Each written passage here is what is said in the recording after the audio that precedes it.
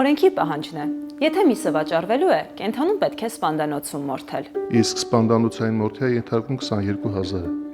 այսինքն ընդամենը 10%։ Իսկ թե խանութում վաճառվող մսի քանի տոկոսն է սպանդանոցային, քանի սեբակային մորթից, պաշտոնական տվյալներ չկան։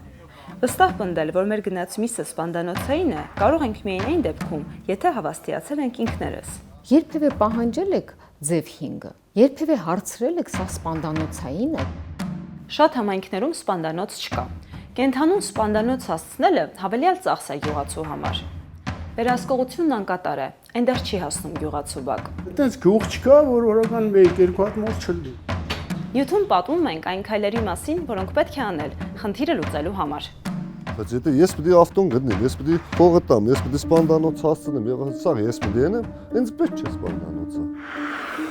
Ես սպանդանոցին քիչ պիտի ունենամ տրանսպորտ։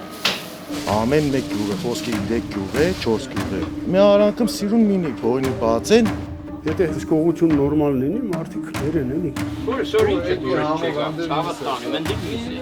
Ամբողջական տեսանյութը սպանդանոց կնիկ համար 5 վերնագրով կարող եք տեսնել մեր YouTube-յան էջում։